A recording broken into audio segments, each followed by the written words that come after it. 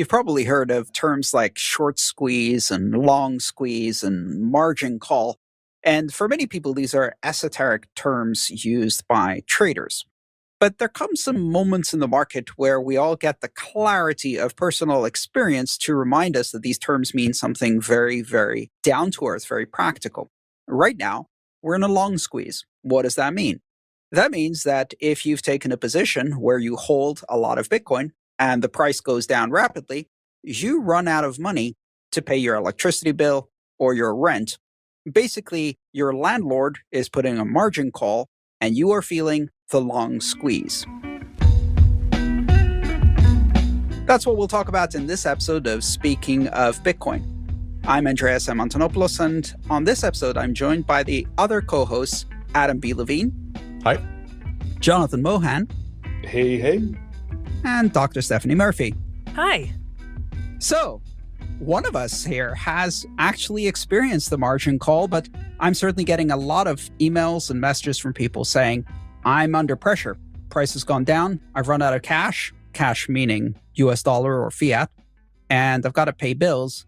What can I do other than be forced to sell my Bitcoin at a time when the market price is down and it's going to really hurt to sell my Bitcoin? We also got some listener messages that kind of relate to this topic. One person was asking us, they said they're currently looking for a new house to buy. Could you talk about the current situation, inflation and store of value alternatives, why it might be a good or bad decision to get a mortgage loan of around 500,000 euros right now? I mean, obviously we can't advise your personal situation, but I assume they're talking about this in relation to crypto because this person probably has crypto and they're wondering, okay, should they sell it when it's down? Should they take out a collateralized loan? We just found out that crypto-backed mortgages are now a thing. And there certainly has been for a while a lot of these products that let people put up cryptocurrency as collateral to back the loan. And without a credit check, without looking at your credit history, all they care about is if you have the collateral.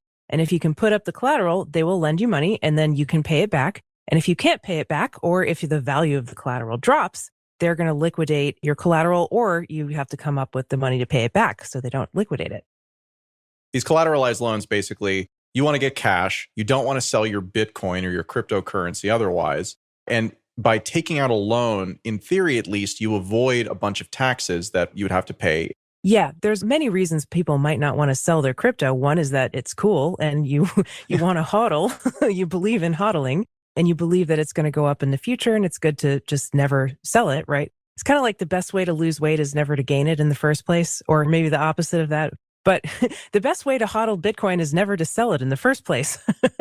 But that's a counterproductive strategy because we've talked about this on this show, which is the idea that actually the best way to hodl is to have a little cushion of fiat that you can spend to weather a down market so that you don't have to sell at the worst possible time. Now, collateralized loans didn't always exist. And even if they do exist now, not all of them are good. Not all of them may give you the terms you want. And some of them have some unanticipated risks. Maybe the best strategy to hodl is to settle a bit at the top and take some profits and have a cushion of fiat. The best way to hodl is to settle a little. So these collateralized loan products wind up getting popular every time you see kind of one of these bull market runs. And what happens is that people are like, wow, I have a lot of money, but it's actually just still stuck in Bitcoin, and I don't want to sell my Bitcoin in order to get at that money. So you use your Bitcoin as collateral, and then you get money. You pay, I don't know what interest rates are, maybe 7, 9%, somewhere in kind of that range. So it's definitely, not nothing. But compared to paying 20% capital gains or something like that. Or 20% on a credit card APR. Well, yeah, of course. So it's not a terrible option from like a kind of baseline perspective. But the challenge is that people take these loans typically when the price of a currency is going up. And so that means that if you think that the price of the currency is going to go up, well, you can't figure out when to take profits against this thing. And I see many people who just ideologically decide that, I'm not going to take profits. I'm going to use this as the vehicle. Now, that actually is an okay strategy so long as you have sufficient collateral, which is to say, so long as you are borrowing money that you already have in larger proportions held in whatever you're providing as collateral. And so when markets turn around, as we've seen in the last 2 months, that's where that math that really helps you going up, that seems like, wow, this is a great value going up, turns into, wow, this is incredibly painful. I wonder when Bitcoin or whatever is going to stop falling in value. Like, what can I do about this? Because it goes from being a thing that allows you to get liquidity without sacrificing any of your potential upside exposure to now you need to repay that liquidity. You need to put that money back into the system, but you have to do it at the worst possible time. Well, and you thought the previous time was the worst possible time, but guess what? It's now worse. The gift that keeps on giving. The funny thing to me is that this is not a new thing. In fact, what we're doing here is reinventing the wheel, if you like, or re-envisioning something that's been done for many years. If you go and watch Finance Advisors and Secrets of the Rich and Famous and all of that, you'll see that one of the key ways the rich people avoid paying taxes and get to live is not by generating income, but basically using their stock, their securities, as security to a loan and borrowing against their stock portfolios and then paying interest on that loan and deducting big chunks of that interest depending on how they do that loan exactly. And basically don't pay taxes, of course, on any of that. So this is the same trick. The only difference is we're now doing it with, 10 times the volatility and excitement and a lot more risk. I think that there are perfectly good reasons why people do this. And I think that from a instinctual, how do we feel as emotional market participants, it definitely does make sense. And in some situations, it can be a really great decision. Well, it's great for people who don't have access to traditional credit. Like, just speaking for, my personal situation, like, I'm self-employed and trying to get a mortgage is difficult when you're self-employed. And, that could be a good option for someone like me or someone who is maybe like retired or living on investments or something like that. It's like, if you have the collateral, you could get a loan and no questions asked almost. It doesn't matter about your credit history or whatever. Yeah. And it's funny because in the past, you couldn't use Bitcoin or anything else as collateral that wasn't a traditional financial instrument. And I've experienced that myself, trying to refinance a mortgage at a time when I had enough Bitcoin to basically buy the house cash. It was a good year and a cheap house. Let's put it in context. And they wouldn't approve me. They were like, you have insufficient income because look, your business has a bunch of deductions and doesn't show a lot of profit on paper because that's not the kind of business it is. And we don't accept any of your assets as collateral. So I was unbankable. I've been unbankable a big chunk of my life. And even now, I have a bit of financial security. I'm still unbankable. I have a friend or someone I know who tried to get a crypto collateralized loan and they asked, okay, where did you get these Bitcoins from? Well, this person mined the Bitcoins in 2009 on a laptop that he bought at a garage sale. They were asking, okay, send us a receipt for the mining equipment. Okay, I bought it at a garage sale. I didn't have a receipt. So he had a hell of a time proving his funds. He was able to do it eventually, but it was a paperwork nightmare. So don't think it's just like, it's as simple as if you have the collateral, you can get the loan. Sometimes proving and tracing back these coins, people lose records of their wallets. I couldn't tell you where, some of my crypto comes from, probably, because I don't know, because I lost the records. So, keeping records for 10 years required to get a loan, that might be one of the costs, the hidden costs. Well, especially when you're talking about something like, Bitcoin in 2009, back when there was nothing, nothing at all. I mean, there is the blockchain. You always have the blockchain, but it doesn't tell you certain details that might be needed to prove the source of your funds and that it was legit. In this person's case, it was completely legit. It was like, the most virginal, innocent way to obtain Bitcoin ever. But, he had trouble proving it. So a company called Milo recently announced that they are providing, or will soon be providing, Americans with Bitcoin collateralized mortgages, which if you've been in Bitcoin for a while, you know that, one of the largest instances of I need to sell my stack is I need to get my home, or, how do I get a house? No one acknowledges my assets, as Andreas was talking about. And there are, distinct differences between a mortgage and every other form of debt. And so we're kind of in the world where not only will a bank not acknowledge your assets as an asset, but if you took a loan out against your Bitcoin and then bought a house in full, that would be considered a loan. It wouldn't be considered a mortgage. And the difference is that when you take a mortgage out on your primary residence, you're actually able to adjust your income against the interest that you pay for your primary residence mortgage. But because your collateralized loan is against your Bitcoin and not against the house, that wouldn't be a mortgage, which would, significantly impact your financial situation. And we're talking about a higher interest rate than you would get with a conventional mortgage if it's a crypto mortgage, correct? Yeah, incredibly so. And so this company, Milo, we're not endorsing it, we're not promoting it, but we're just describing it as the first company we can think of that is claiming that they will allow you to collateralize your Bitcoin and collateralize the down payment that you put into the home equity loan. And then I'm hoping waterfall the payments so that it's home equity and then Bitcoin. And so you would need to effectively adjust your payments into the mortgage or adjust your Bitcoin in the contract contingent on the real estate and or Bitcoin price. But I'm enough of a Bitcoiner that if my Bitcoin goes down, I'd rather lose my house. I'd rather get evicted out of my house than I would have my Bitcoin be That's pretty sold. hardcore. Yeah, I know. You can't eat Bitcoin, right? That's what all the preppers say. I'm going to live in my car and run an ant miner as my heater. Yeah, hey, Satoshi suggested it, didn't he? Well, I think this is actually a good thing because it provides options, like I said before, for people who don't look good on paper to get a mortgage, but could actually afford, to pay for a house and to pay the mortgage. Well, let's be clear, Stephanie. I don't think most hardcore Bitcoiners look good in person either. Yeah, we're talking about a different kind of looking good, right? If you look good to the mortgage company, you're like a dependable person who has a steady job and gets paid the exact same amount every month and only utilizes a certain fraction of your credit, and you're in the system. And, that's not any of us on the show, and it's not a lot of people out there. And for those people to have another option that they could use to finance a purchase of a home, which is, a really important thing in a lot of people's lives, that's a good thing. I'm not saying it's perfect, but maybe it'll get better as time goes on and there's even more competition and more options. So the question I would have in all of this is, who has the keys? And to me, that's the critical question with all of these lending, collateralized loan, and mortgage solutions. Because it's not just mortgages. Mortgages basically, as Jonathan said, it's one of the things that secures the loan in addition to the house itself.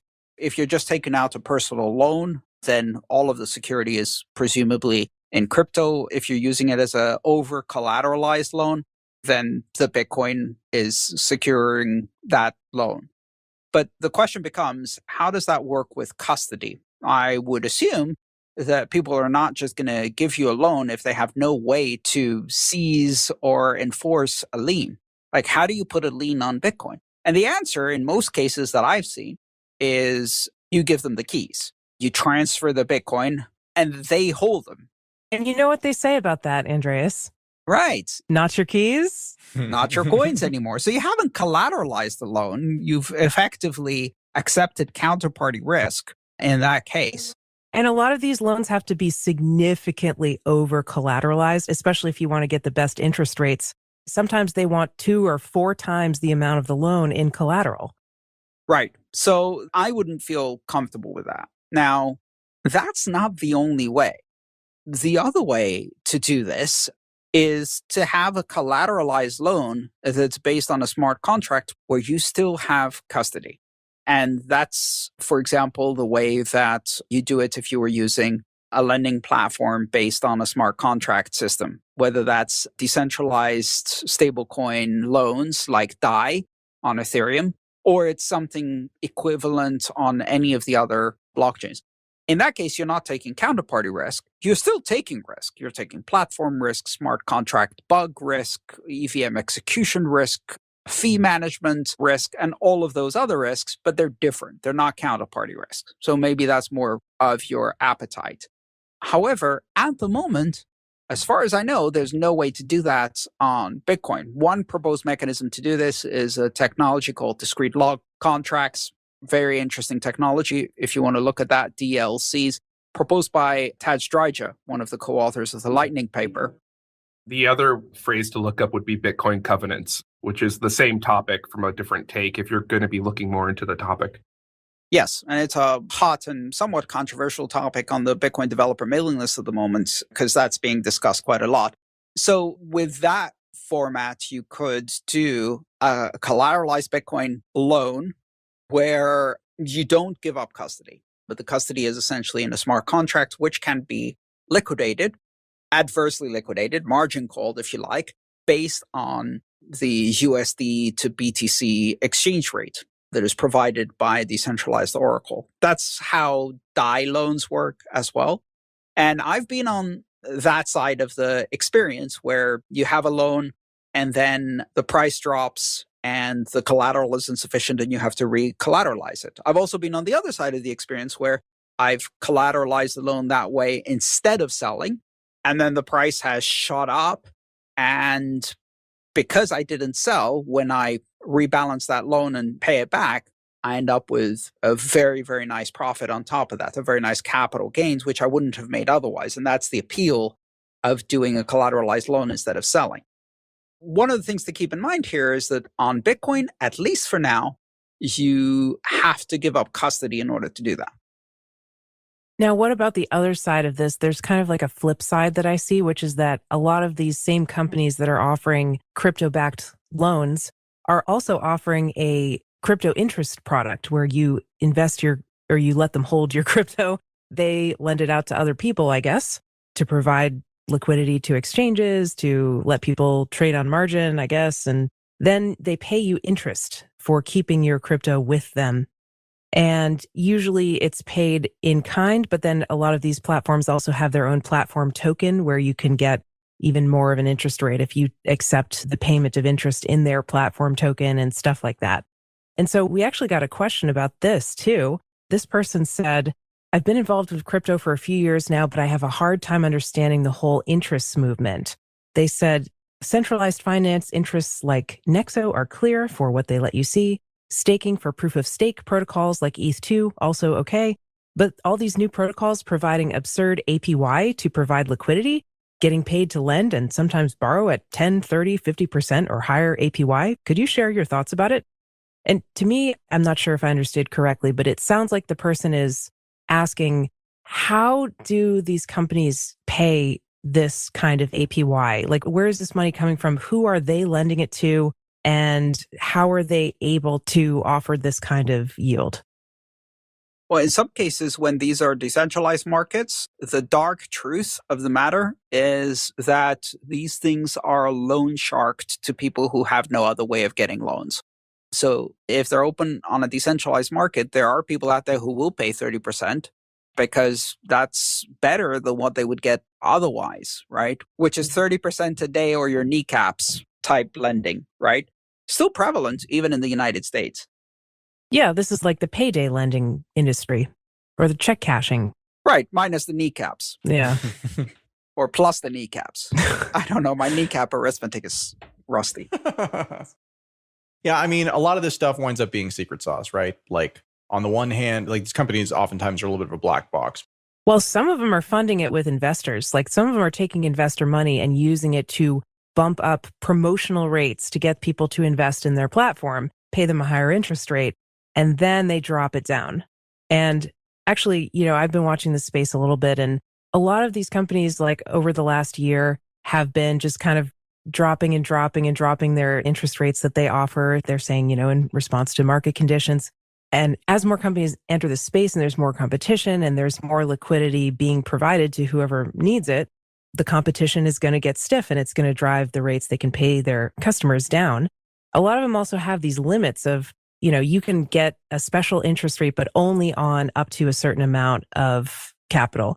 And, that's one way of doing it. I don't know if they're using investor money to finance those or if that's just part of their mission because they want to make sure that small investors can get in and that it's not just like huge institutional whales that are putting their coins in there and then getting interest.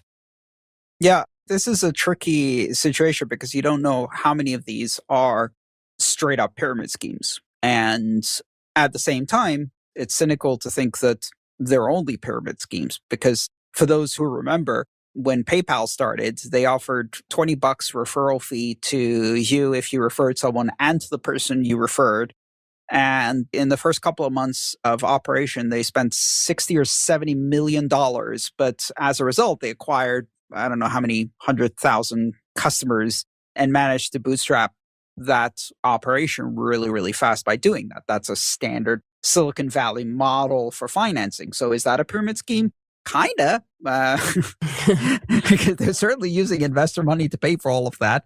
And, one of the things that I'm cognizant of is a lot of these things work really, really well when the price is going up 2 or 3 or 4% a month or a week. And then they stop working altogether. So we may not only see interest rates being squeezed by the decline in the price, we may see a lot of these things blowing up because turns out, yeah, they were pyramid schemes. And then, of course, they can't operate unless the market is always up.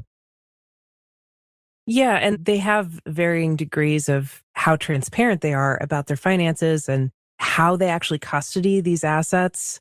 Do they contract with someone else? Do they do it themselves? Or how do they prove that they have reserves? Or are they audited? Do they have insurance in case they have a theft or a loss or something? And some of them have run into trouble with regulatory authorities. And it seems to be especially the case that if they pay out the interest payments in their own platform token, that's something that, they don't do in the US because it would be considered a security offering or something like that. It's a regulatory no-no. Yeah, there have been a lot of challenges from the regulatory perspective, and it seems like these companies are still trying to struggle through and figure out how to make these types of products work without actually becoming banks themselves. And of course, some of these companies probably will become banks or be acquired by banks or acquire banks themselves and kind of get around it. But until then, it's a little bit of a tricky thing in the US. They've been trying to acquire banks, the old AOL buys Time Warner model of disruptive innovation, but they've been stopped from doing so. In many cases, many of these organizations have tried to buy banks and the regulators won't even let them do that, which is interesting. Nobody stopped AOL from buying Time Warner, but this is a new world where in banking, things don't work that way. When times are good, sometimes it's good to take profits. Yeah, caveat emptor. The funny thing is that while, there's a lot of cautionary tales, and I emphasized previously the custody issue is critical, not your keys, not your coins. But then again, if this is a matter of a choice between collateralizing some of your Bitcoin or other cryptocurrency to pay rent and selling it, well, if you sell it, then they're definitely not your coins. Whereas if you collateralize them, there's a possibility they might not be your coins. You have counterparty risk, but it's not a certainty. If you sell it, it's a certainty. So this may be a better than nothing solution in some circumstances. But as with everything else, don't go all in. Yes, and paradoxically, you may have to settle a little to HODL a lot? to hodl a lot. Settle to HODL a lot. I'll take it. That should be on a t-shirt. So, folks, that's all the time we have for this episode of Speaking of Bitcoin. Thank you very much for listening. Today's show featured Andreas M. Antonopoulos, Stephanie Murphy, Jonathan Mohan, and myself, Adam B. Levine. This episode was edited by Jonas. Our theme song is from Jared Rubens, and our other music is from 𝐿𝐥𝐢𝐯 Beats, straight from the street. If you have any questions or comments, you can send us an email at adam@speakingofbitcoin.show, and we'll see you next week.